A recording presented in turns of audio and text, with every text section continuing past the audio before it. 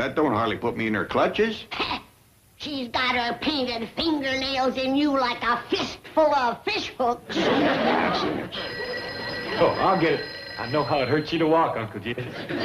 He sure is stove up, Granny. Thank you, boy. Howdy. Good morning, Twinkle Toes. No, ma'am. This ain't Twinkle Toes. Just a minute. It's your lady love, Uncle Jed. Thanks again, boy. You're welcome. Boy, she purrs like a cat full of cream. Put some gas in the truck. Truck don't need gas. We'll drive around till it does. Morning, Miss Phyllis. Good morning, Twinkle Toes. Oh, I had such a wonderful time last night. You're such fun. Well, thank you, ma'am. You're a heap of fun yourself. Sure is a pretty day, ain't it? It's a beautiful day. What do you say we go out to the racetrack? Well, to tell you the truth, I don't feel too much like doing any fast running this morning. Oh, you say the cutest things. Now, we'll watch the horses run. Oh, the horse races. Well, is there a county fair on? Well, sort of. How about it? Can I drop by and pick you up? Well, thank you very much, Miss Phyllis, but I kind of thought I'd just sort of take it easy today. That's right. Now, you get into bed with a hot water bottle, and I'll fetch some liniment for your poor, tired, aching bones. Next time, maybe you'll listen to me and act your age. Miss Phyllis, I'd be a right pleasure to go to the horse races with you today. Wonderful. I'll be there in 45 minutes. Bye.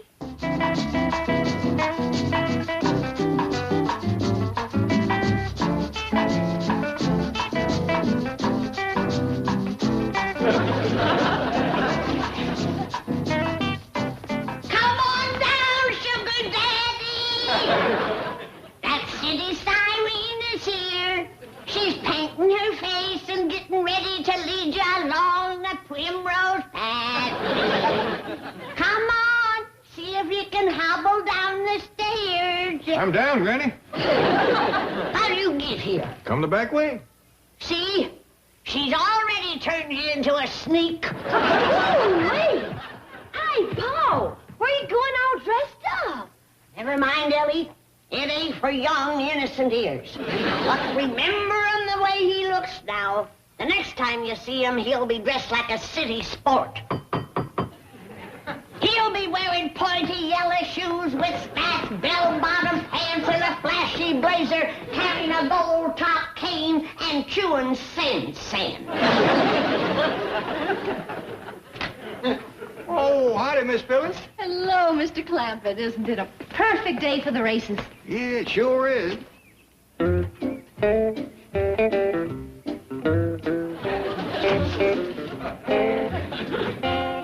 Well, say, Miss Phyllis, before we get to them races, could we stop and get me some sporty city clothes? That's a wonderful idea. Well, good. I'd like some of them pointy yellow shoes and some spats and some bell-bottom pants and one of them flashy blazers. Well, if we can't find those, I have some other suggestions. Hop in. Yes, ma'am. Got a little in it. Oh, there's plenty of room once you get in. Yeah, well,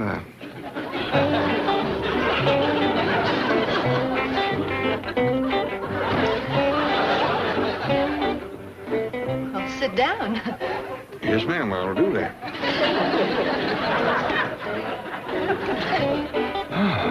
I made it.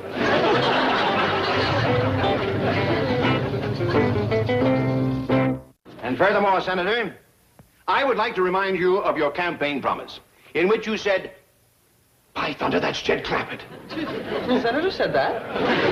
Come here quickly. Isn't that Mr. Clampett? Why, yes, it is. All dressed up and with an attractive woman. Why, it's a miracle. Miracle, nothing. I planned the whole thing. You, Chief? Yes, me. I got tired of waiting for you to get results, so I took matters into my own hands.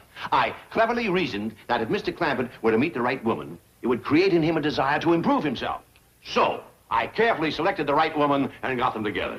Who is she? Oh, Phyllis, somebody or other. It's not important. But it just proves what I've always said. If you want something done right, you do it yourself. In all fairness, Chief, I have often suggested this very plan. Ah, baloney, this is my plan. Well, howdy, Mr. Drysdale, Miss Jane. By George, Mr. Clampett, you look wonderful. And you too, Miss, Butterfield. Oh, yes, of course, I should know that. I'm responsible for you two having that date last night. Well, I want to thank you for that. Oh, me too, Mr. Drysdale. Milburn. My pleasure, dear lady. Did you have a good time? Oh, yes, we went night clubbing and we danced till dawn. Did you hear that, Miss Hathaway? They danced till dawn. We're going to have some more fun this afternoon. Wonderful. Yes, I'm taking Mr. Clampett to the racetrack. Oh, marvelous. Did you hear that, Miss Hathaway? They're going to the racetrack. And we'd like a nice big sack full of money to take along. Did you hear that, Miss Hathaway? They're like a nice big... What did you say? Sack full of money. Make it big bills, please. They're easier to carry. They'd like a sack full of big... I heard it. All right, let's go down to the cashier and get it. Oh, thank you. You and your stupid plan. All right, Debbie, you and George. You stay there. Now you've got to drive. Herman, you stay there. Okay. What are you doing with all them varmints in the truck? Well, Granny, as long as we was going out to the fairgrounds, I figured my critters might win some blow ribbons. We is going to the fairgrounds to find your paw and to fetch him back home before it's too late. We ain't got no time for livestock. Yes, Granny.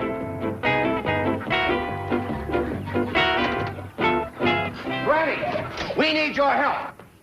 I ain't got time for you, Mr. Drysdale. Jed is mixed up with a high-stepping city woman. Oh, no, it's worse than that. We've been doing some investigating. He's mixed up with a notorious gold digger. A scheming adventuress. A money-hungry chorus girl. 3 more. He's gone hog wild. Hurry, young'uns. We got to get to the fairgrounds and save Jed. He's done started himself a harem. There's only one woman, but she's more than a match for Mr. Clampett. And they're not at the fairgrounds. They have gone to the racetrack. With a whole sack full of my money. I mean Mr. Clampett's money. From what we found out about Phyllis, it will not last long. Yeah, she loves to bet on the horses. You mean she's a gambling woman? That is putting it mildly. She'll go through my money, I mean Mr. Clampett's money, like a hot knife through butter. Let's go. We'll take my car. Yeah. Hold on, young'uns. You ain't going no place where there's horse betting and chorus girls. Well, I like horses. And I like chorus girls. You stay here and keep a light burning in the window. If we don't find Jed, he'll come dragging home tonight, flat busted, without a friend to his name. Like all gamblers and playboys.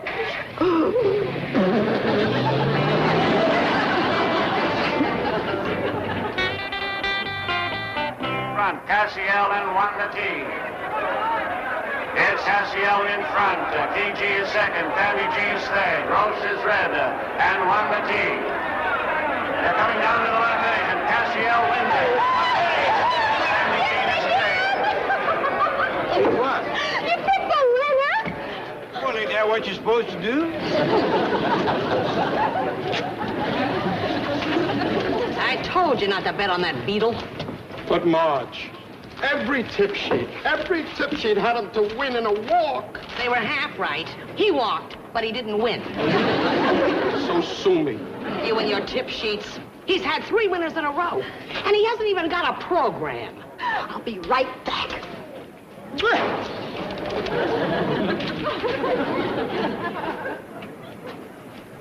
Hey, mister, how do you do it? Oh, well, that ain't what it looks like. She's just happy because I told her which horse is going to win. That's what I mean. How do you pick those winners? Well, it's easy. I just pick out the horse that looks like he can outrun others. I knew he wouldn't tell me anything. He's probably got friends. I wish I was one of them. Hey, mister, how much have you won? Well, nothing, ma'am. Nothing. You've had the winner every race. Yes, ma'am, but I don't bet. Why not? Well, don't need the money, and knowing who's going to win kind of takes the fun out of it.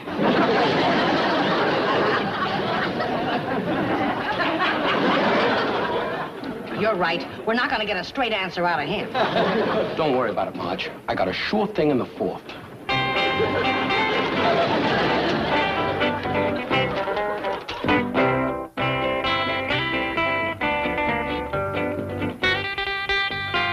I'm sorry, Chief. There just are no parking places. There must be over 50,000 people here. Oh, that's all right. This is close to Kavanaugh's box. That's where they're sitting. Is all these folks here to bet on the horse races? That's about the size of it, Granny. Now, look, we'll wait here. It's probably better if you tackle Mr. Clampett alone. You're right. He might resent our interfering in a matter so personal. Here's the location of Kavanaugh's box. Just show it to any usher. Good luck, Granny. Don't worry. I'll give that gambling woman what for, and it won't hurt the rest of them folks to hear what I got to say neither. Will you be able to find us in all these cars? When I get done talking on the evils of gambling, there won't be all of these cars. I might just empty that place out. There they go. Sugar Dandy is going to the front. Blue Jeans is second. Molly Fair is third. Dixie Cup, Van Dancer, and Busy Bee. Passing the stand the first time. Sugar Dandy in front. 3/4 of a length. Molly Fair is second, a half length. Falls Molly is third by a head. Blue Jeans is fourth and Sit down, Fred. I told you I had a sure thing in this race. Look at Sugar Dandy. They'll never catch him. in front. By a length and 1/2. Falls Molly is second. A half length. Molly Fair is third. What do you think of Sugar Dandy? Fine horse, ma'am. Right fast runner. I might narrow in the chest to keep it up for a mile. Busy Bee's gonna win. Fred, What? Busy Bee's going to win. Are you out of your mind? He's 40 to 1. Back. Here comes Busy Bee on the outside. Miss Sugar Dandy in front. Busy Bee is there. Busy Bee is now second. And Busy Bee moving to the front and pulling away. It's Busy Bee in front. By 2 lengths. Sugar Dandy falls Molly.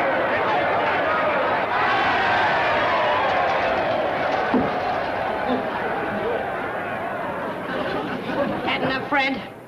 I'll get even on this next race. You got another sure winner, have you? Don't bug me, Marge. Just give me some money. What for? You want to buy some more tip sheets? You're bugging me, Marge. Do you want to go home or fight here? You're getting me mad, Marge. Let's face it, you can't pick a winner.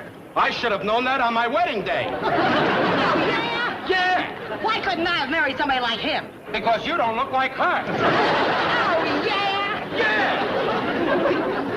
Maybe we ought to get out of here before we cause any more trouble. You don't want to go home this early, do you? We don't have to go home. We could do some more shopping. For you this time. Let's go.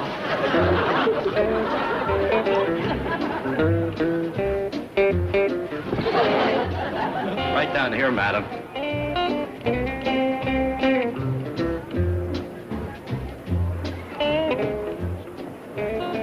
Well, here you are. Where's Jed and that chorus girl? Well, I don't know, madam. Perhaps they stepped out for refreshments. Why don't you sit down here and wait?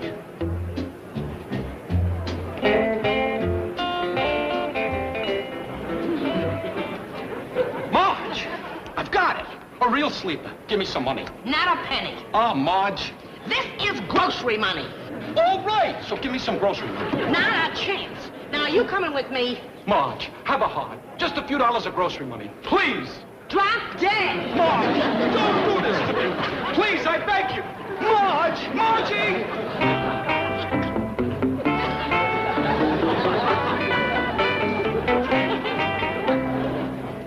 Sonny, wouldn't she give you no grocery money? Not a cent. And $5 could get me well. Are you sick? I've been sick since the first race. Wait. That's no time to do without victuals. Here. Bless you. I'll split everything I get with you. Oh, I'm not hungry. You don't have to. There they go. It's Hazy Mountain in front. Lake Louise is second. Martin Gill is third. And Lisa Lisa. It's Hazy Mountain. Pumpkinhead and Lisa Lisa. It's Hazy Mountain in front. Hazy Mountain is second.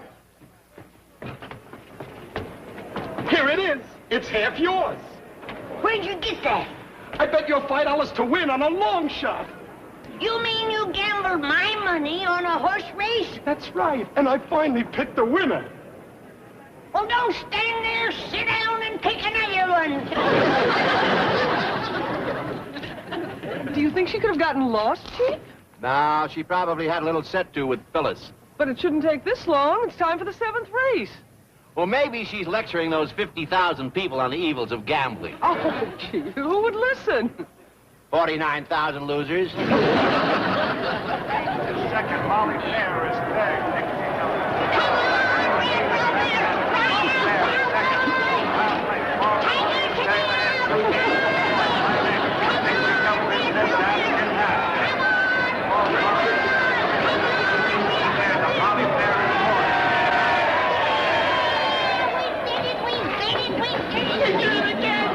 Tickets, I'll cash us in. That can wait.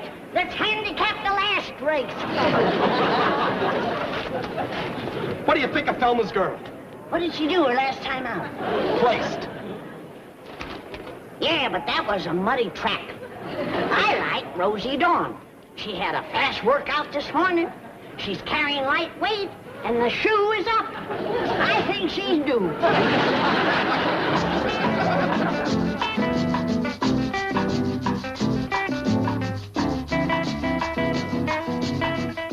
Hey, Uncle Jed, I bet you didn't know I was such a good dancer. No, I sure didn't, Jethro. Your granny home yet? No, sir. My, you look handsome. Oh, where shall we go for dinner tonight? Well, let's not go anyplace just yet. It's still early. Why don't you and Jethro dance some more? Hot dog. Come on, show me some more of them steps. Paul, come here. I want to talk to you. Paul, if you don't leave before Granny gets home, you're going to catch the Dickens. I know, Ellie. Well, she says Miss Phyllis is a gold-digging chorus girl just after you for your money. I know that, too. Well, why don't you go? Ellie, I have invested a whole day and a heap of money just so Granny can have the pleasure of being right. I can't spoil it now. Why, she's going to have more fun Hey, than... Granny, you finally got home. Granny? Excuse me, Ellie. Here comes Granny's big moment.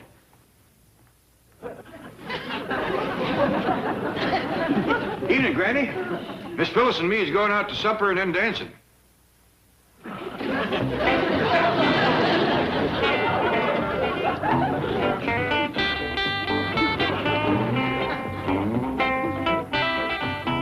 Mrs. Drydale, did anything happen to Granny? I'll say. She had the winners of the 5th, 6th, and 7th races. Yeah? Blew it all on the 8th.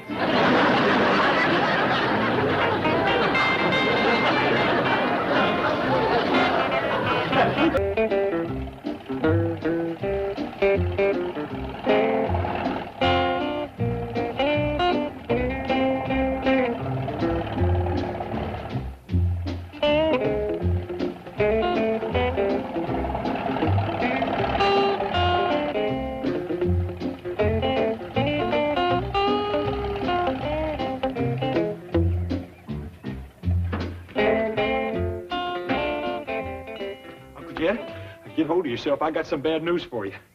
Well, what is it, boy? I hope this ain't going to break your heart, but I just got to say it. Well, come on, get it over with.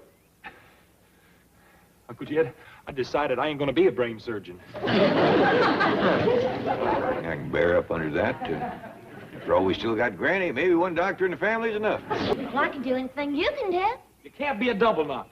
I can too. Can't neither. Can't. Now, Jethro, you let your cousin Ellie play double note spy with you. Uncle Jed, being a double knot spy ain't play. Heck, fire, that rascal hauls off and saves whole countries. What did you say? Yes, sir. But this time it was ours. The bad guys was after Fort Knox. And if old Not 7 hadn't taken a hand, the next time Uncle Sam needed gold, he'd have been milking a dry cow. Ellie, if you're done with your swimming, you can get busy with your chores. Ain't been yet, Granny. Oh, so you finally got back with my beans and my fatback, did you? Doggone it, Granny, I plumb forgot. You give me some more money, I'll fetch it right now. Where's the money I gave you before? Well, on my way down to the store, there was this double knot spy picture playing at the movie theater. Don't you just wait in the outer office, huh? Of course.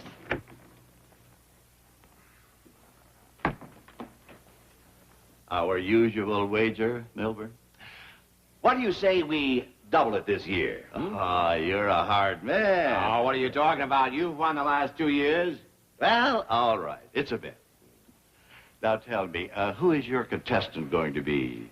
Does it matter? I guess not. So long, Milburn. Oh, Miss Slocum, why don't you just come in and say goodbye to Mr. Drysdale?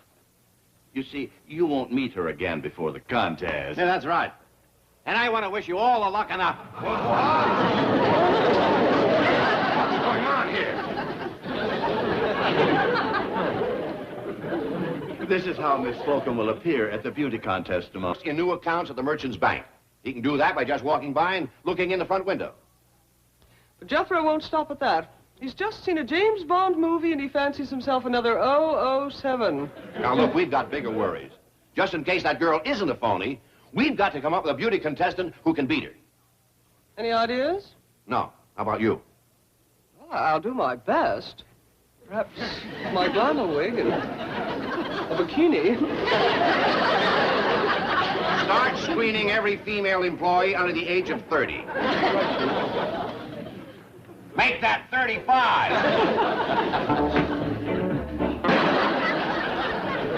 Yeah, you finally got back home with my beans and my fat bath, did you? Doggone it, Granny, I forgot again. You what?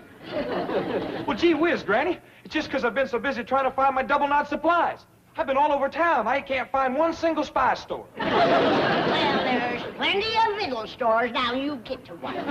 But, Granny, I gotta get my spy supplies. I've been to 3 places just trying to buy something simple like iron for my hat. They looked at me like I was some kind of a nut. Instead of iron for your hat, you should have got some for the seat of your pants. Huh? Bend over, double knot. Granny, like I told you, the boys are mite wrought up today. Well, I'm a mite wrought up today. Now, you come home once more without my beans and my fat back, and you'll be doing your spying standing up. Next all chores you give me, Granny. Well, I'm going to give you one more. Go with your cousin Jethro and see that he fetches my victuals back home. Yes, ma'am. Come on, Jethro, let's go. You can't go with me, Ellie. I got spying to do. Well, I can spy just as good as you. You can't neither. Can too.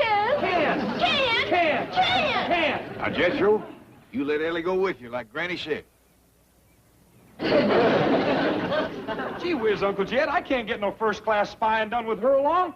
Old Double Knot 7 ain't got no girl cousin tagging after him. Double Knot 7 ain't got your granny. Now, run along. You're never gonna get my 3rd number. I ain't got no spy car. I ain't got no iron hat. I ain't got no radio for my heel. All I got is a dad-blasted girl cousin. All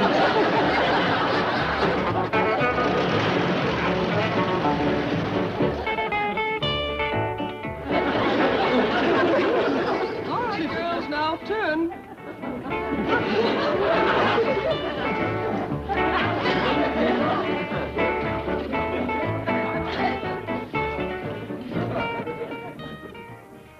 Would you like to see them in bathing suits, Chief?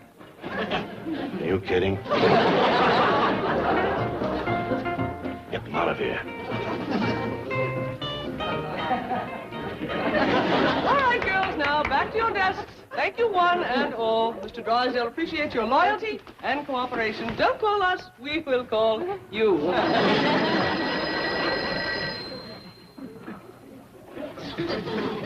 Out the way here. She is wonderful. Send her in. Janet Trigo is here. Oh, great. Now we've got a chance.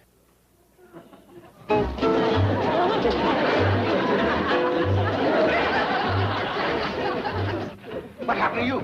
Skiing accident. Oh, you poor dear. Well, Chief, there goes the contest. Nonsense. I don't give up so easily. We'll win yet. Get me something to knock off this cast. Chief! Well, she can put out another one as soon as the contest is over. It means a raise for you. You can't be serious. Young bones mend quickly. The contest isn't until tomorrow. But I just broke my leg yesterday. See? She got 2 whole days. Now, you take the afternoon off, go home, and let those bones knit. 3 weeks. Come along, dear. That's the trouble, you women today. Soft. Soft. You need a doctor for every little thing. What if pioneer women had been like that, we wouldn't have any country. They fought Indians with broken legs. Hope you get well soon, ma'am. Mr. Drysdale? Oh, hello, Jethro. I got a couple of favors to ask you. First off, can I have an advance on my spying pay? And second, can I leave my cousin Ellie here for a spell? I can't get no double knotting done with her along. I'm just as much a double knot as you, Jethro. You ain't neither. Girls can't be double knots. Can't too. Can't. Can't. Please, Mr. Drysdale, keep her here. Ellie, I do need your help. You can take Miss Trigo's place and win... do her job. Well, is it important secret stuff like Jethro's doing? Oh, it's very important and very secret. Well, then I'll stay. Hot dog. Now, can I have my advance? You want? Money. To fix up my spy car and stuff. Oh, yeah, good. Thank you. Look out, Miss Dane. I'm on my fighting, loving, hat-skimming, bank-saving way. Shouldn't we stop, Jethro? Never mind him. Now, I want you to get a bathing suit for our beautiful new employee here. Why, Ellie Mae? That's right. She's going to fill in for the injured Miss Trigo. Chief, you are just thinking of that beauty contest tomorrow. I am thinking of that poor pain-racked girl. Do you expect her to sit at her desk with a broken leg? Have you no pity, no compassion? Just a moment ago. No arguments. Miss Trigo has been through a terrible ordeal. She faces weeks of suffering while those shattered bones knit. She must have time to convalesce. All right, Chief. Tell her she's got tomorrow off.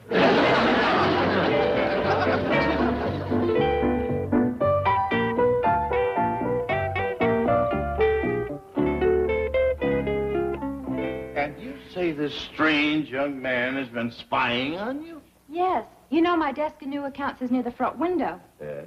Well, I first noticed him when he drove up on a funny-looking old truck. He got off and limped to the window and peered at me. He limps? Like this. And he wears a black hat pulled low over his eyes. He stared at me through the window, like this. There he is. Thought you could give me the slip, huh? I shadowed you. Just a moment, young man. Who are you? Let's just say I'm double knot 10. Puts me a knot up on 07. Now then, miss. Doggone. There goes my secret radio again. Every time I step down on it, the blasted thing commences playing. Hey, now, hold on there, mister. Don't try nothing unless you want to get this iron hat skimmed at you. When I say iron, I mean iron. So watch yourself.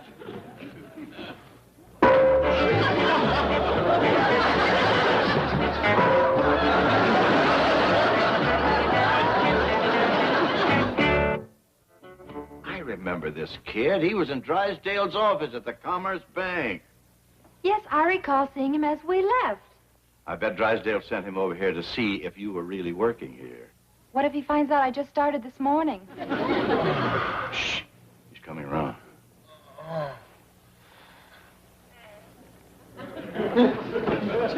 What happened? Did you shoot me with a tranquilizer gun? Or spray me with nerve gas or something? It was an iron hat that knocked you out. Doggone, you got in the first lick. That don't stop a smart double knot like me.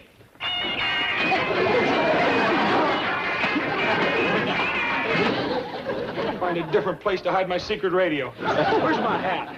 Letter must have fallen. J.D. Clampett. That's Drysdale's star depositor. What is your connection with him? Well, he's my... Oh, no. If there's any secret blabbing to be done around here, she's gonna do it. Me? What makes you think so? Oh, hit fire! That's what always happens when a double-knot spy tangles with a pretty girl. One kiss and she spills the beans. Watch this.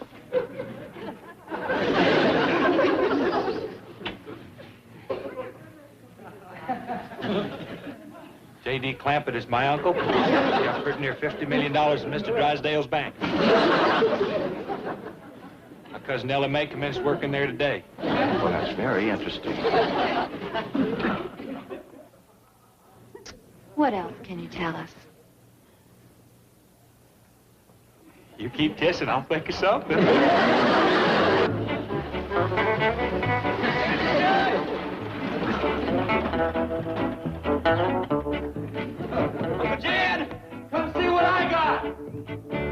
careful getting out of that ejector seat. What ejector seat? The one you're sitting on. Every spy car's got one of them. What's all shouting about, boy? Look what I got, Uncle Jed. Ain't she a beauty? She is for a fact. Yes, sir. That's what you call a first-class double-knot spy car. Oh, I thought you was talking about the young lady here. Ma'am, I'm Jed Clemens. Mabel Slocum. You one of them double-knot spies? No. They number girl spies different. She's what you call a 36, 23, 36. Actually, I'm in new accounts at the Merchants Bank. I'd like to talk to you about using our facilities as a repository for some of your enormous reserves. Well, I'll be glad to talk to you about that, whatever it means. Not now, 36. I got to show Uncle Jed some of my spy car stuff. Well, why don't you step inside and make yourself comfortable, and I'll join you directly. Thank you. That's all. Well, boy, show me what you got. Well, first off...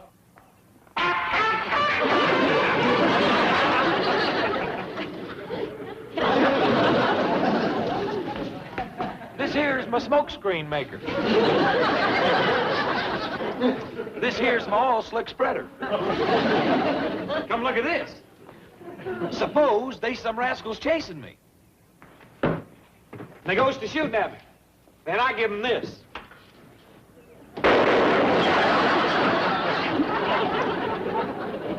Dangerous, ain't it, boy? Spying's a dangerous business. That's how come it pays so good. Oh, Mr. Drysdale, give me $20. What's this contraption here? Suppose they go to shooting at you from all directions. This here is my bulletproof shield. Watch this. How about that? Dandy. But, how do you see to drive? Jethro? How do you see from in there? That's one of the bugs I ain't worked out yet. What's that handle there? Oh, that there releases the ejector seat. What's an ejector seat? Well, suppose somebody's riding with you that you want to get shut up. You just yank on that rascal, next thing you know, he's 50 feet in the air. Well, you finally got back home with my beans and my fatback, did you? Well, I hope you got plenty. I see you fetch company home for supper. I'll go right now, Granny. You mean you forgot again? I've been so busy getting kissed and rigging all this special stuff on my spy car that Where's Ellie Mae? Did you forget her, too? I'll fetch her home with the beans and fatback. I'm going with you this time. You can't be trusted. Okay, Granny, but be careful. Come on. I'll hang on to this handle.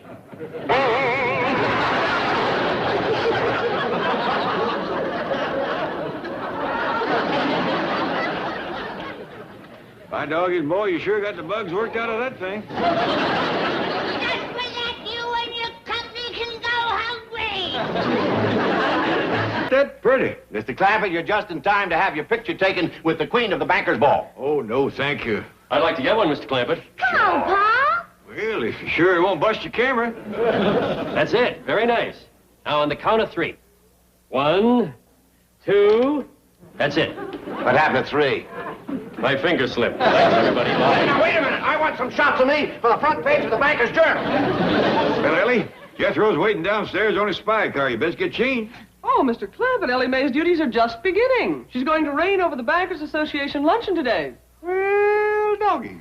Mr. Drysdale is master of ceremonies, and you're invited too, of course. Oh, no, today is Groundhog Day. It is? Yeah, Granny's womping up a stewed groundhog. Gee whiz, Miss Jane. Do I have to miss that? Well... Well, now, don't let that fret you, Ellie Mae. When you get home for supper tonight, you can have groundhog hash.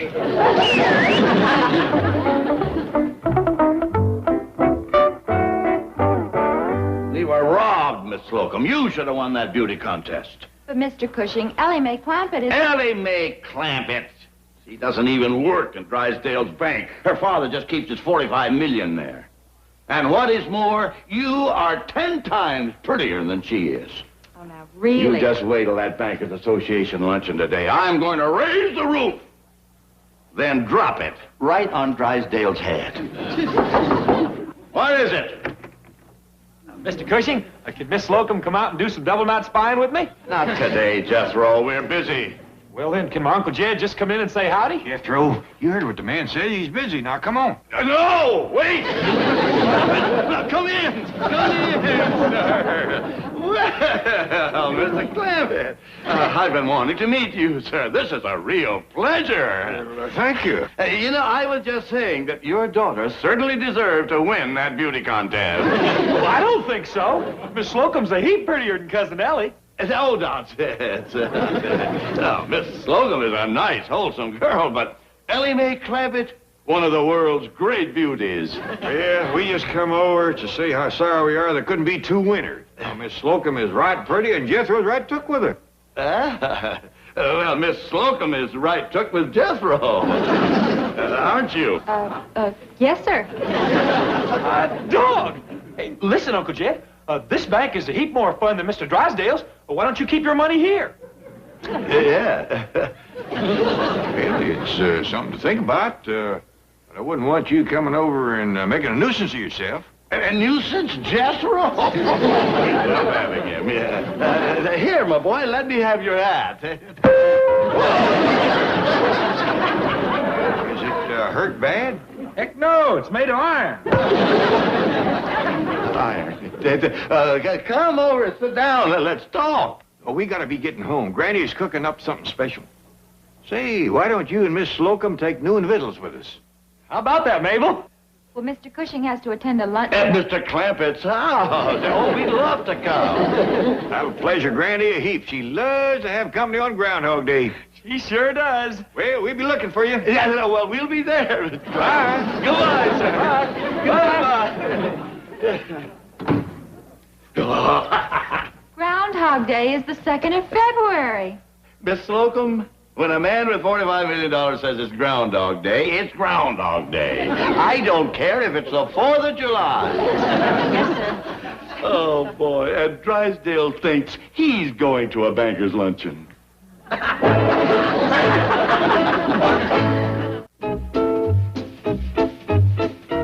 And now, ladies and gentlemen, I have the honor to present our beautiful queen, Her Royal Highness, Miss Ellie Mae Clampett.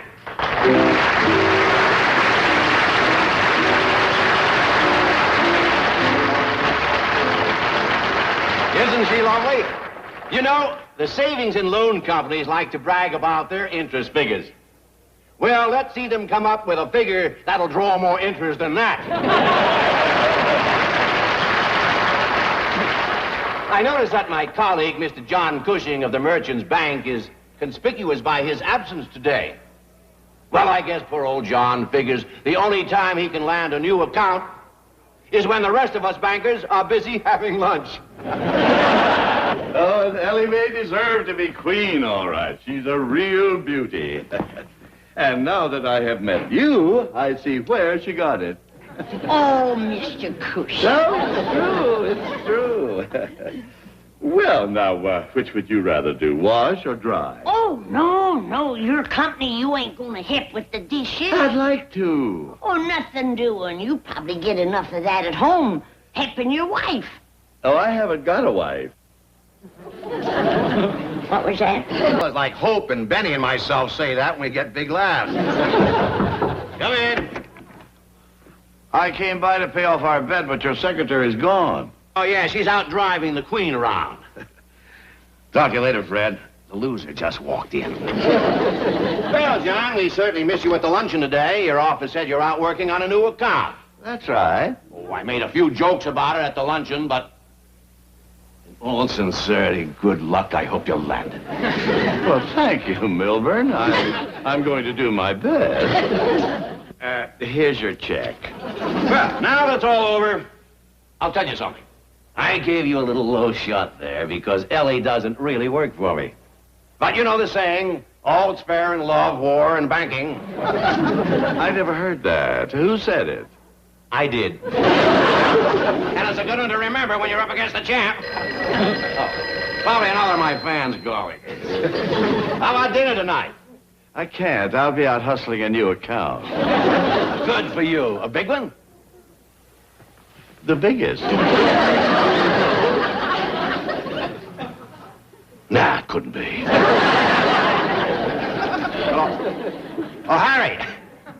yes, I got a few yachts.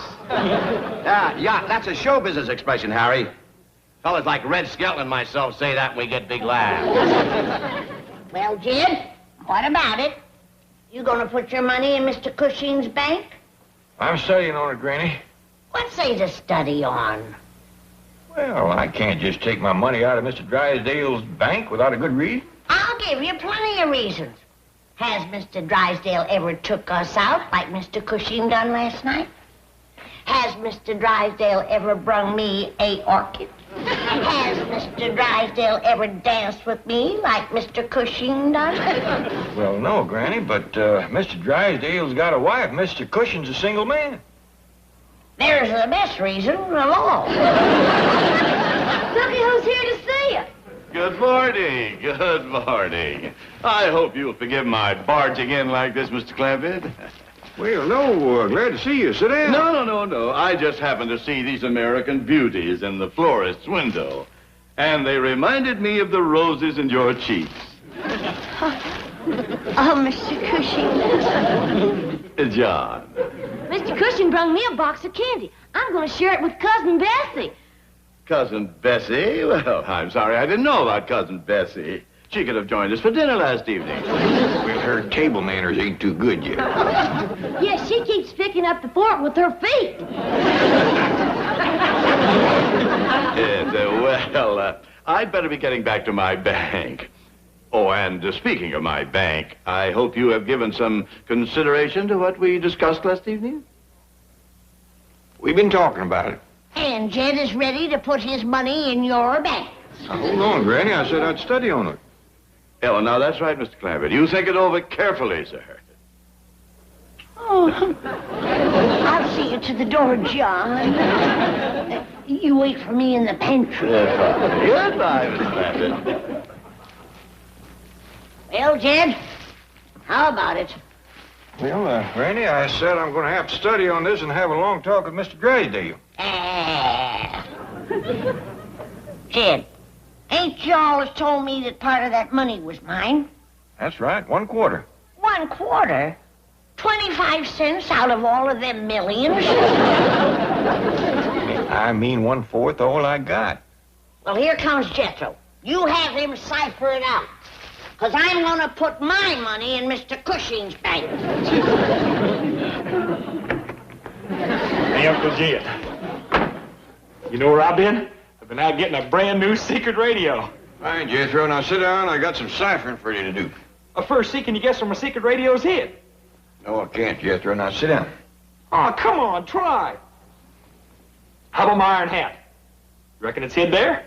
Yeah. You're wrong. All right, Jethro. Now sit down. Oh, try again.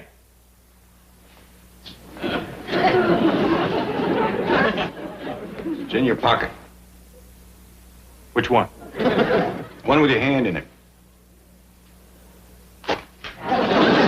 Wrong again. Did you give up? Yeah, Jethro. Now sit down and get the cipher. Look at here. It's what you call a secret wrist radio. Jethro got my ciphering done? Not yet, Granny. Jethro, sit down and get a pencil and paper. Ain't that the double knot end? I bet you I'm the only spy in the whole world that's got a radio like this.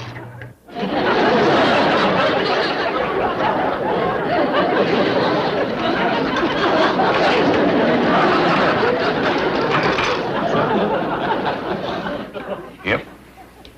You're right.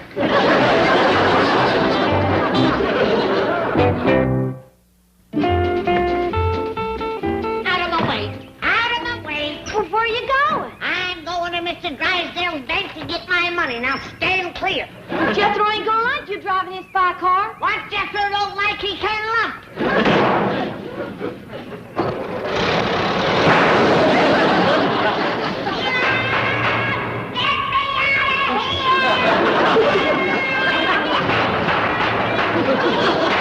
Who put me under that? Hey, ain't nobody allowed to drive my spy car except me. Well, get in here and get at it. I'll sit on the ejector seat. I got ciphering to do. You got driving to do.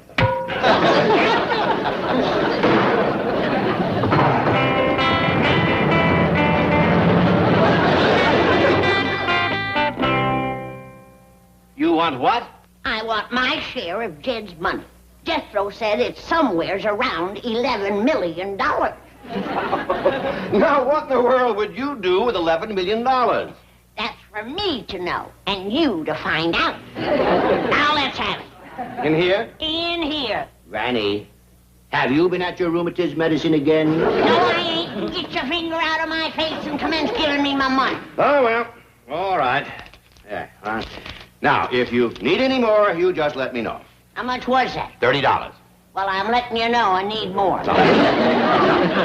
Why don't you let Miss Hathaway drive you home, eh? Mr. Drysdale, are you going to give me my money or ain't you? Of course. Now, you run along. I'll drop by this evening, and we'll talk about it. Happy to see you, Chief. Oh, good. What are you doing here? Ellie told me what you was up to. Well, I'll tell you something that she ain't told you. Mr. Drysdale won't give me my money.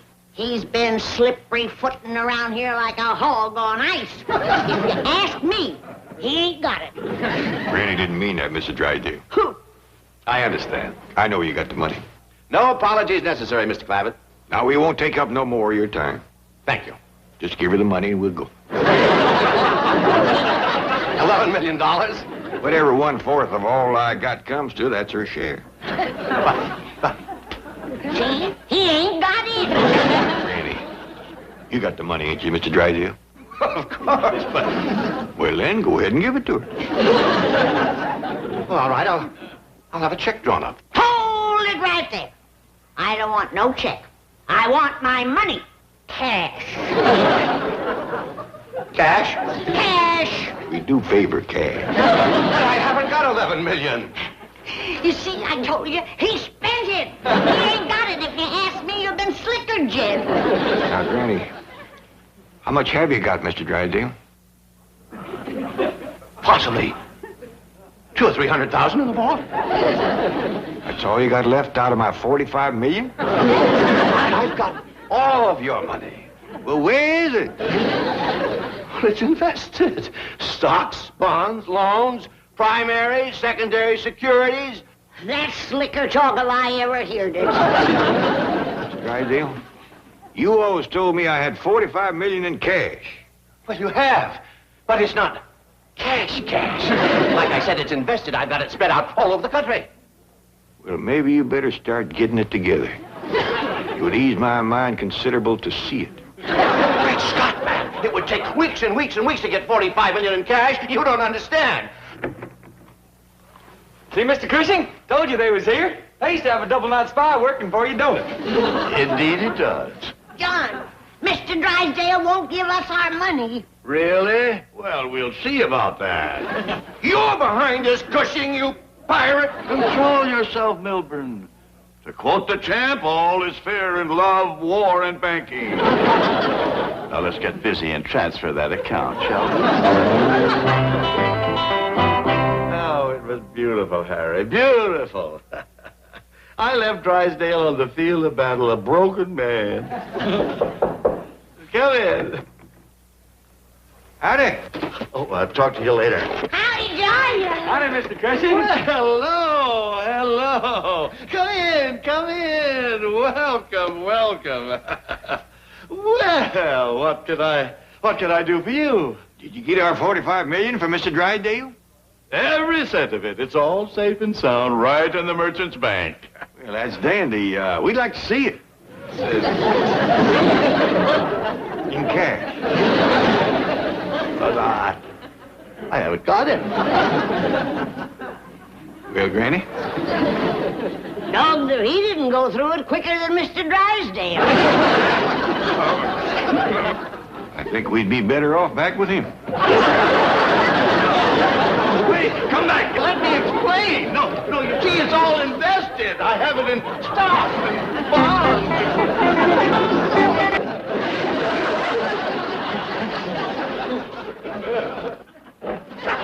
Get out of my survival kit.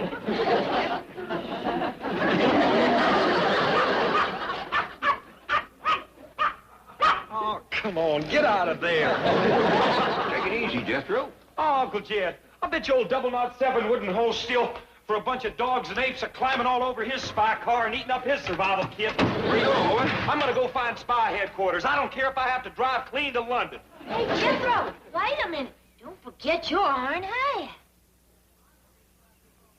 Well, you'd like for me to slap this on my head with water in, wouldn't you, huh? Well, I'm too smart. You heard me, Mr. City Slicker Banker. Jethro ciphered me to have $11,250,000 a-coming. And I want it in cash. But, Granny, I explained to you yesterday how the bank has invested your money. And you said you'd sleep on it. That's just what I'm going to do. Stuff it in my mattress and sleep on it. Now, Mr. Drysdale, I don't want no more slippery talk out of you. You have my money ready when me and Jethro get there. Jethro's going, Granny. Then I'll walk. Granny, listen. Don't do that. I'll send my limousine for you. And please bring Mr. Clampett along. All right, but make it snappy. He's sending his limousine first. What's that for? This is for if he gives me my money. This is for if he don't.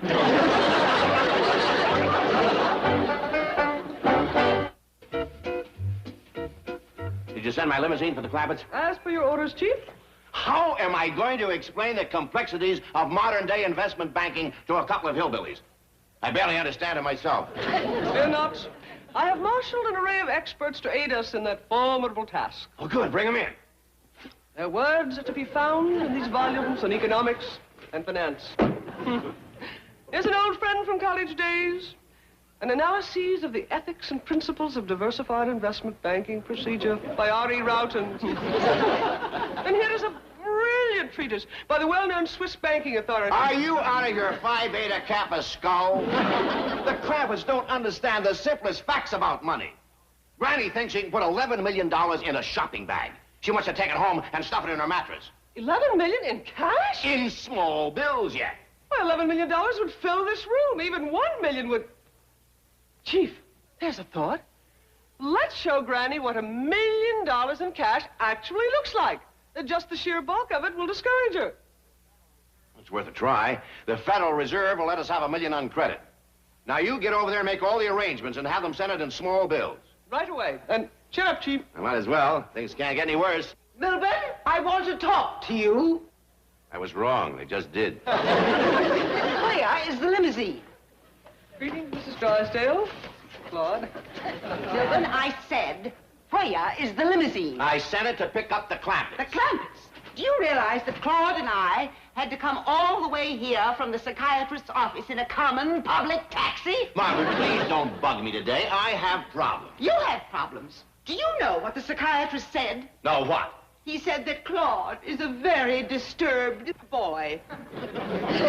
And do you know why? Because you're a bad, neglectful daddy. Don't call me his daddy. Milburn, how could you? It's your constant rejection of Claude that's causing his neurosis.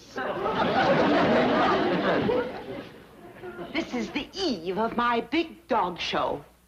Claude is under enormous pressure. Now is the critical period when our boy needs the companionship and understanding of his daddy. Margaret, if things do not go well for me today, I stand to lose a $45 million account.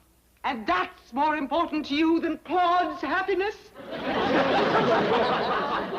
No, of course not. I lost my head for a moment. Well, that's better. Take him to the club with you. Play ball with him. Be a buddy. Let him know that he has a daddy who cares. I have a better idea. What? Get that four-legged, flea-bitten, psychoneurotic mutt out of here. Darling, Daddykins didn't mean it. Oh, yes, Daddykins did. Come, dear. We'll go to the pharmacy and get your tranquilizer prescription refilled. If Claude turns into a delinquent and starts roaming the streets with unregistered breeds, it will be your fault. I don't care if he goes to the park and mugs pigeons. There are are no bad doggies, only bad parents. Get out of here and stay out of here. Both of you. Did you see that, Jed? I did for a fact. Appears like we ain't welcome.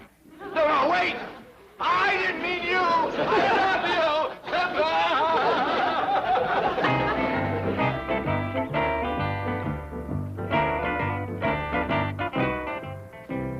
Well, there it is, Chief. $1 million in cash. Where would you like the men to put it? Leave it on the truck. I'm taking it up to the Clampetts. Oh, well, isn't that risky? Not as risky as stalling Granny any longer. All right, open up. I'll ride back and top the money. Mr. Drysdale, you'll be uncomfortable. Sitting on $1 million? Easy, Chief. He lost his head.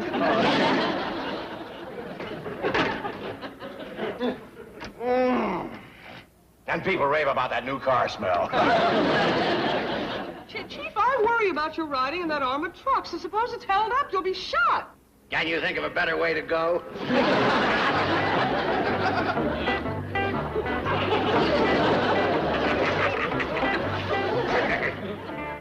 That's it, Artie. Show 'em how it's done.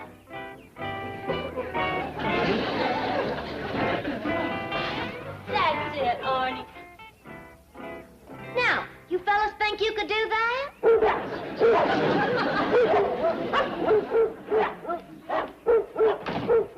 Ellie, is your paw around? I ain't seen him, Granny. Good. Get out of here, pussycat. I need this. Where you going? I'm going to Mr. Drysdale's bank to get my money. And if he causes me any trouble, I'm going to salt him down. Gonna walk all the way to the bank? No, I'm going at a fast trot.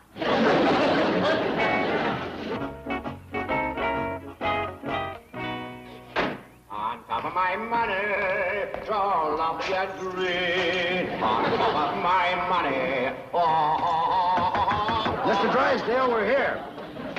Oh, darn. You know, young fella, I've ridden a lot of cars, finest in the world, but I've never enjoyed a ride as much as this one. Good. In fact, why don't we take a run around the block before we unload, huh? Is that you, Drysdale? Yeah. Hi, Granny, I've got something for you. I got something for you, too. Hey, that looks like a shotgun she's picking up. Yeah, it does, doesn't it? I think I'll get inside.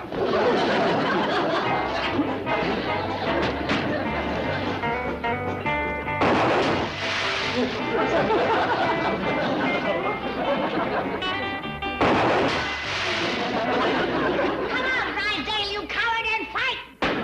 Come on up! Granny, wait. Step back from the door. Look what I've got.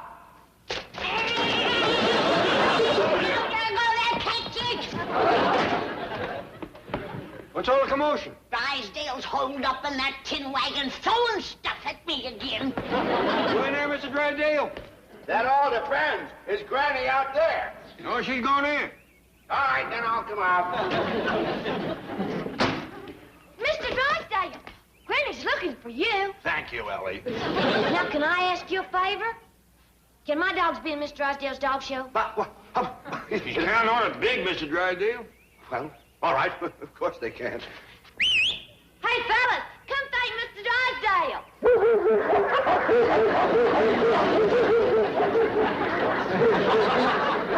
I fetched a can opener. You won't be needing either of these, Granny. Yonder he is. He's at it again. I get stuff thrown at me, and the dogs get kissed.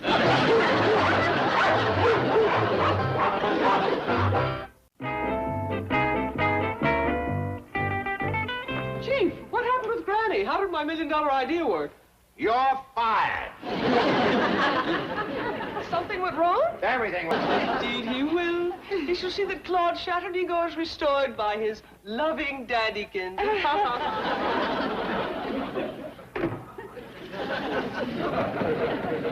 You're not only fired, I'm going to have you committed as dangerous.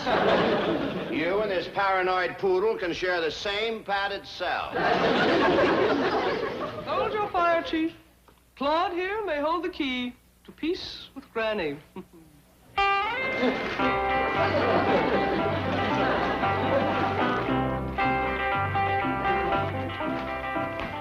still trying to get that $1 million at your mattress? Yep, and I'm doing it, too. Ain't that gonna sleep kind of lumpy, especially after these feathers you've been used to? It'll pack down. Here, give me a hand. Where are you gonna put the other $10 million? I ain't packed my pillowcases yet. What are you gonna do with all these feathers? Drysdale can keep them in his bank. How you gonna get it up in your room? Jethro can tote it. How you gonna get it through the door? Look, you worry about your money. I'll worry about mine. What are you fixing to do now? I'm fixing to get the lumps out of my mattress.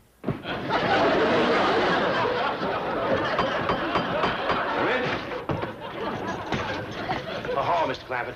Mr. Drysdale, congratulations. What? You rascal, you didn't say a word. Wait a minute.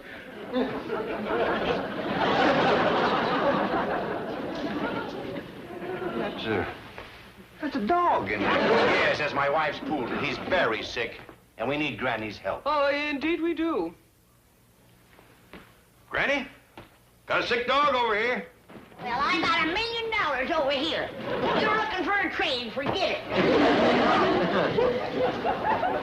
What's she doing? She's stomping the lumps out of her money mattress. Granny, surely you won't refuse help to a creature in distress. You're a doctor. I ain't no dog doctor. That's the truth. Granny don't know nothing about doctoring dogs. Who don't? Fetch that critter over here.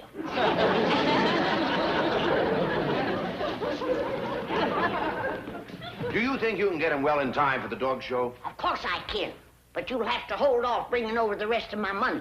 I can't doctor dogs and stuffed mattresses at the same time. Anything you say, Granny. See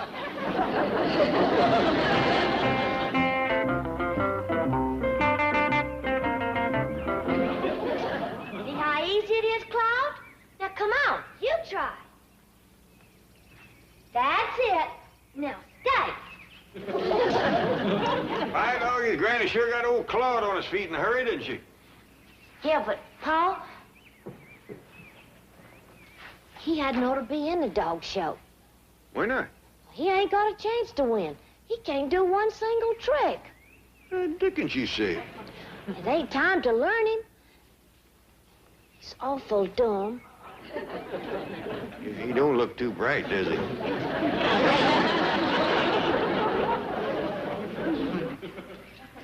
Arnie's got him beat 40 ways to Sunday. He's bound to win. It sure is gonna break Miss Drysdale's heart. I know she's counting big on winning. I wish little Arnie was a poodle. What you mean? Well, I'd tell the folks over to the dog show that he belonged to Miss Drysdale. Kidding me, that sure is thoughtful of you. I say, with Granny's help, maybe little Arnie could turn out to be a poodle.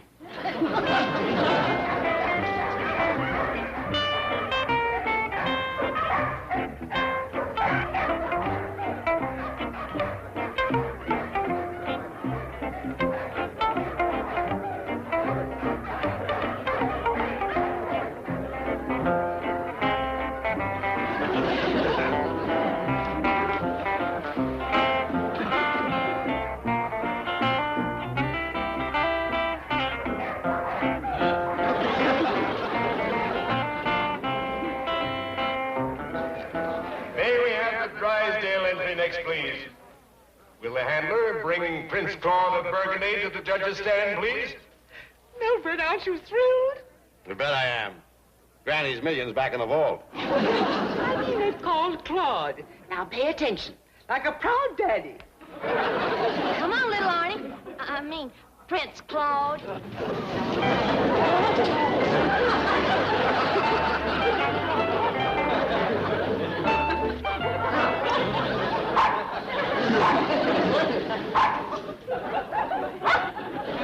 Let's have a closer look at that poodle, miss.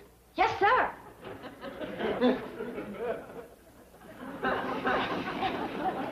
Do a trick for him, Prince Claude. Sit. On your feet. Take a bow. Will Mrs. Drysdale step to the judge's table, please? I'm afraid she won't be able to make it right now. How about that, Jed? Miss Drysdale's so happy she fainted dead away. Gives you a mighty good feeling to help a neighbor. Look at little Claude go.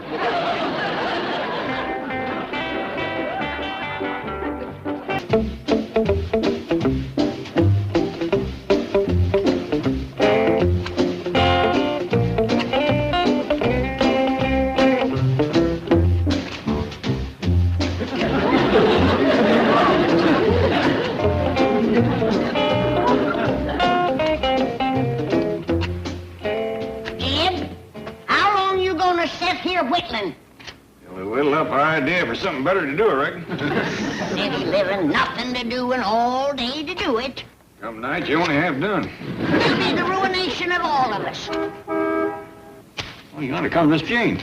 Mr. Drysdale ain't with her. Mr. Drysdale's in New York. Well, I wish we was in New York, away from this city living. I hear tell New York is bigger than Beverly Hills. Go on. Don't seem possible, but that's what Mr. Drysdale said. Oh, he was only greening you.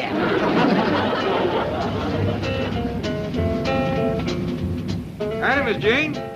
Greetings. Granny, Mr. Clampett, I have the most thrilling, exciting news. Mr. Drysdale telephoned from New York this morning. Well, that beats anything that happened around here this morning. Say, Miss Jane, is it true New York is bigger than Beverly Hills? Yes, indeed, 8 million people, but listen to this. Mr. Clampett, you now own a motion picture studio. Is that a fact? You hear that, Granny? Yeah, and I still don't believe it. 8 million people. That ain't all, Granny. Mrs. Drysdale says they got trains that runs underground. Is that true, Miss Jane? Yes, but I think you failed to grasp the significance of Mr. Drysdale's message. You see, for some time now, Mammoth Picture Studios has been in trouble, and Mr. Drysdale has been buying stock in your name. Yesterday, he flew to New York to represent you at a board of directors meeting, and you now control Mammoth Pictures. You don't say. I just want to ask you one thing. Who's the engineer? A gopher? What engineer? Damn trains that run underground. Heard it all. They got buildings there high as a goose flies. Ain't that right, Miss Jane? Right. But please, I still don't think you comprehend the message. Let me repeat what Mr. Drysdale said. I've heard more than I can swallow now. I've got pig's knuckles on the stove. Would you join us, Miss Jane? Mr. Clampett, aren't you the least bit thrilled by what you've just heard? Shucks, no. Since we can afford it, we have pig's knuckles once or twice a week. No, I mean about owning a motion picture studio. Aren't you thrilled? Can't say as I am. Don't know much about it. You're a Selznick, a Warner, a Zanuck, a Scourse. Now, Miss Jane, there ain't no call to go mean-mouthing me. Mr. Drysdale will talk to you when he comes back. Well, I'm glad to hear that. I wish you wouldn't run off, man. It's not that I'm mad. It's just that I don't seem able to make you understand what you are. What's that? You're a big Hollywood mogul. You're a star, a magnet. Please, Miss Jane, not in front of the boy. You gonna stay and have knuckles with us? I'm sorry, Jethro. I have to hurry back to the office. Bye. Bye. Bye, Miss Jane. No hard feelings. Jed, what we gonna do over that movie studio? Well, that depends on what kind of trouble it's in. All we can do is sort of look around, see what needs doing, and then pitch in and do it. I reckon I'll be a producer or director. Maybe a star. Well, I can take care of critters like Ren 1010 and Tarzan the Ape Man. I can cook riddles for Hoop Gibson. That's the spirit. What are you going to do, Uncle Jed? Well, at first, I reckon all I can do is just sort of stand around and own the place.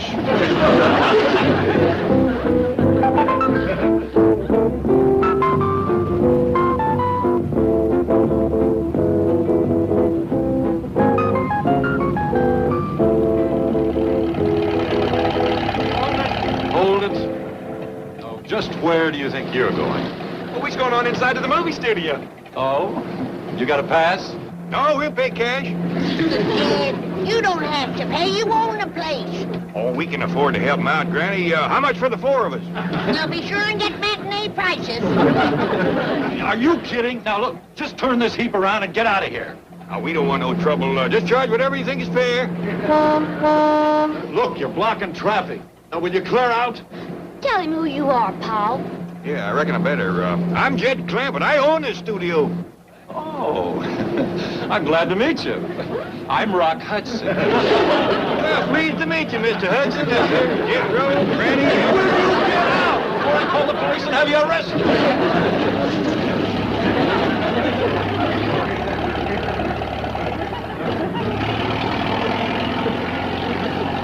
I don't know what all trouble he's having, but one thing they could use is a friendlier ticket taker. I blame myself for what happened, Mr. Clampett. When I called you a Zanuck, a big Hollywood mogul, I obviously got you all stirred up. Oh, Miss Jean, I don't hold that against you. I shouldn't have done it. But I am certain Mr. Drysdale doesn't intend for you to take an active interest in the studio. He's having trouble, ain't he? Oh, yes, that's how he was able to grab it so cheaply. Invest in it so wisely. Why don't we just let matters ride until Mr. Drysdale returns? No, Miss Jean, if I own the studio, I feel it's my bounden duty to go over there and take a good look around. Oh, well, I can certainly arrange that. A tour of the lot will be very interesting. I'll call the head of the studio, Mr. Lawrence Chapman. Miss Jane Hathaway. Never heard of her. She's with the Commerce Bank. Never heard of her. They represent the new owner of the studio. Hello, Janie, baby. Hiya, sweetie. How's my favorite princess? Of course I know you. They're on their way over? Now, don't you worry, doll. I'll make sure they get the red carpet treatment. They'll be dressed how? Driving a what? Boy, I can't wait to commence being a movie producer. What does the movie producer do? Well, mostly he just goes around asking pretty girls if they want to be in movies. That sounds like something you can handle. Where'd you learn to be a movie producer? Seen a movie about one. Keep your eyes open, boy. Yonder's our studio. Here they come. Flag them down, I'll put them in my car. Do you mean to tell me those people actually do own the studio? Come on, flag them down. Hold it. Hey, Mr. Hudson. Thank you, Mr. Hudson. Hi, Mr. Hudson. Howdy, Mr. Hudson. Boy, that Rock Hudson sure is friendly now. Yeah, waving like Morse on a windy day.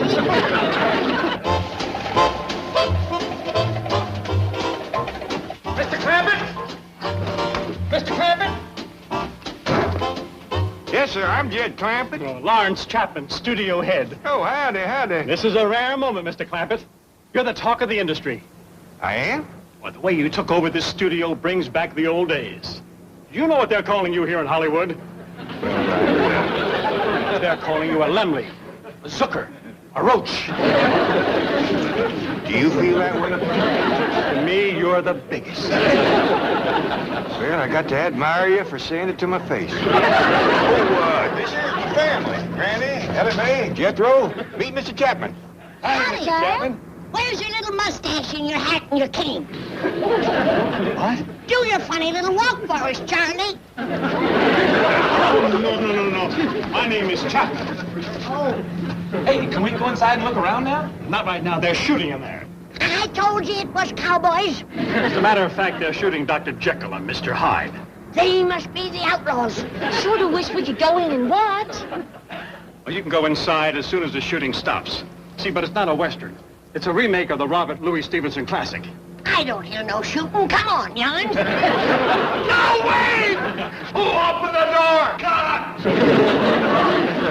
Mr. Clampett, this is just a visit, isn't it? I mean, you and your family probably can't stay long. You cheer up, Mr. Chapman. We ain't gonna run out on you. You ain't? Harmed? We hear you got trouble. Well, we've had a few bad breaks, but we're coming back real strong. You know, working on that stage right now is one of the biggest names in the business. Sir Trevor Gielgud Burton Guinness. That's a big one, all right. We're paying him $500,000 plus a percentage. But he's worth it. Box office dynamite. Women are mad about him. Oh, Sir Trevor! I'm going to meet a very important man. Mr. Jed Clampett. This is Sir Trevor Gielgud Burton Guinness, the famous star. Oh, no.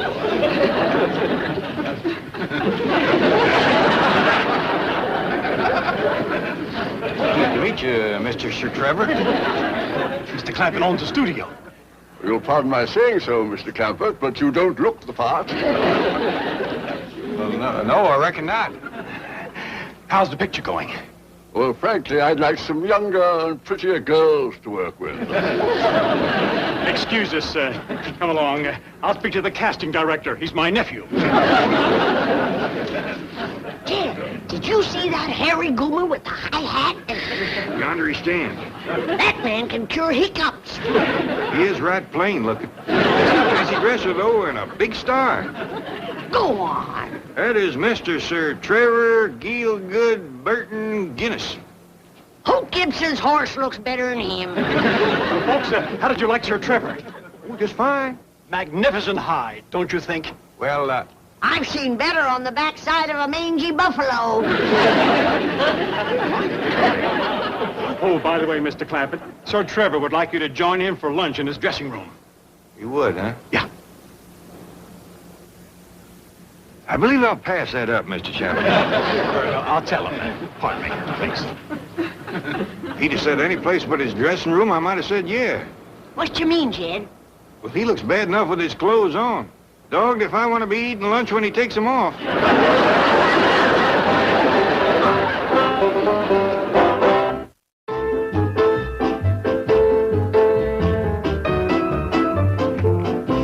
What do you mean they're driving around the lot?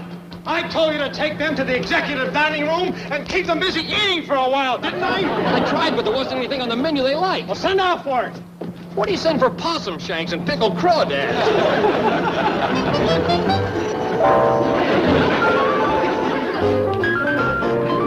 Alvin, I've got to do something to impress Mr. Clampett quick, or I'm going to be unemployed. When I'm unemployed, everybody's unemployed. Wasn't he impressed by Sir Trevor Gielgud Burton Guinness? Nah. What does he know from British actors? If only we were shooting a picture with Rock Hudson. Universal shooting one. Rock Hudson and Doris Day. Alvin, you're a schnook. How does that help me? Well, you borrow yesterday's rushes and you let Mr. Clampett think they're yours. Alvin, I'm amazed at you. I didn't think you were capable of such a devious and dishonest scheme. You may be running this studio yet. Well, this here's the teensiest movie theater I ever did see. Shucks, they got but 7 seats in the whole place. Not enough business to even fill them. Oh, pitiful. Well, there ain't no piano player.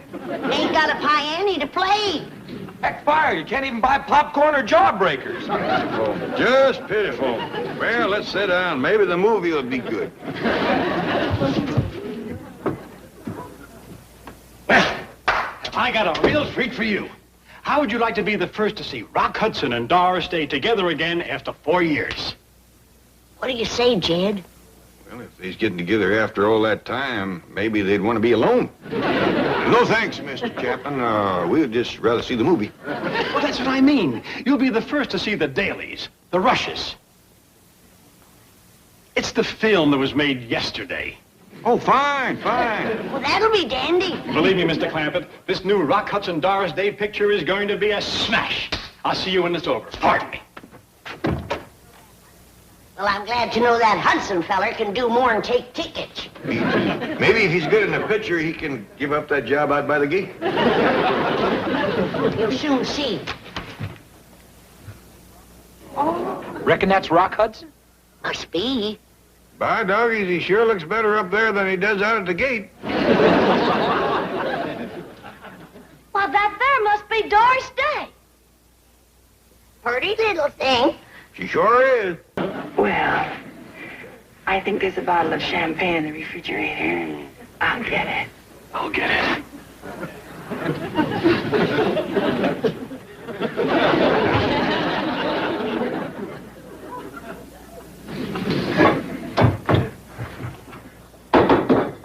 Let me in. Judy, I swear to you, please let me in. I'll catch my death of cold. Good. And be sure to give it to Linda. Is that the end? Must be. They turned on the lights. Just when I was getting interested. That's the shortest movie I ever did see. What'd you think of it, Jed? They keep on showing movies that short, they can take out some of these seats. What did I tell you? Is that a hit or is that a hit? And how about that Rock Hudson? Isn't he handsome? Well, he sure is. No denying that. He's got that Mr. Sir Trevor backed off a mile. Now that you know how things are going, I'm sure you're anxious to leave. I am. Me too. Let's go. I'm hungry. Now, hold on. Shame on you. Of course we's anxious to go, but can we run off and leave this poor man? Please? You see, he's begging us to stay. Now, let's fan out and dig in. No, wait. I'll figure out where you're needed the most, and then I'll come back and get you. Well, my nephew would like to be a producer. That's what I need. Another nephew producer. Hot dog! Yeah, boy, looks like you're set. Yeah. Well, how'd it go? You're schnook again, that's how it went. No, I need an idea. Something to make Mr. Clampett happy. Well, let's see. We could name a salad after him in the commissary. Put his daughter in pictures. Give him your office. That's it. Give him your office? No. Name a salad after him. No. Put his daughter Ellie Mae in pictures. It never fails. Can she act? It doesn't matter. Sir Trevor's been yelling for younger and prettier girls. All she has to do is get strangled. My daughter could play it. Well, she is, Dad. No wonder he's been yelling. Jethro's right anxious to commence producing, Mr. Chapman. Oh, fine. Now, Jethro, your first job will be to find a beautiful girl. See, Uncle Jed, I told you I know how to be a movie producer. She should be the same type as your cousin Ellie Mae. Just about her size. Blonde like Ellie, same kind of voice, figure, everything. Gee, that's a tough one. Well, how about her? Granny? No, Ellie. Take Ellie over to makeup. Well, why? We ain't had no spat. Oh, the makeup room. That's where they get the stars ready for the camera. Make them look good. Alvin. No. Take Ellie Mae and Jethro to makeup and then to wardrobe. Fast. Yes, sir. Follow me. Come on, Ellie Mae. I just put you in movies. Well, we got them working. Now what can Granny and me do? Well, we're doing some location work in Death Valley. Ever been there? No. I think you'll like it.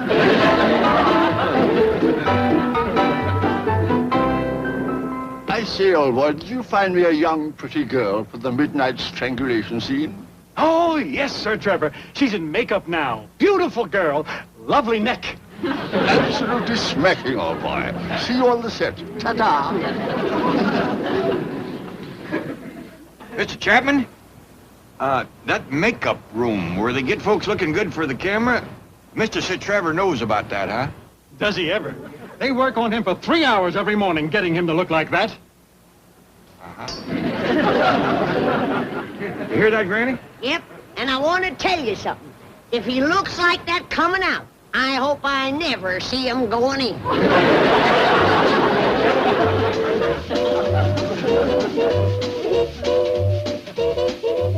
Now, Miss Clampett, you're standing under this street lamp, waiting for your sweetheart. And suddenly... But I ain't got no sweetheart. That's all right. We never see him. Suddenly, Sir Trevor appears out of the darkness and the fog. You're afraid of him. No, I ain't. You will be, I assure you. So just react naturally. Sir Trevor, shall we have a rehearsal? Don't need it, old chap. Let's get on with the scene. All right, quiet on the set. This is a take. Ellie sure is pretty, ain't she? Yeah, I sure wish she was making a movie with Rock Hudson. Shh! Who do you think you're shushing? I'm her granny. Well, I'm the producer. I discovered her. Quiet! Watch Ellie. Action!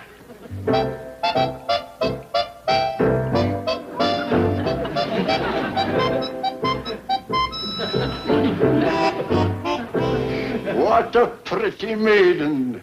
Hello, my dear. Well, hi there, Mr. Sunshine.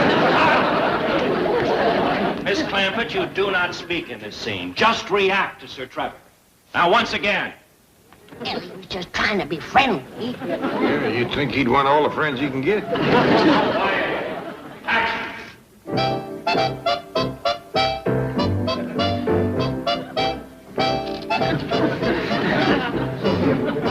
Oh, what a pretty maiden. Hello, my dear.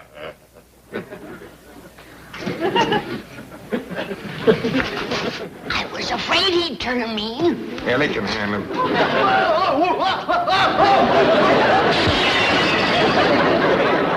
Look at that goober run. What's wrong? Glad to see he ain't hurt. Doggone it, Ellie done ruined my first movie. Yeah, don't worry about it, boy. Make the movie with Rock Hudson. You'll save 3 hours a day just on makeup. Hey, Trevor, come back.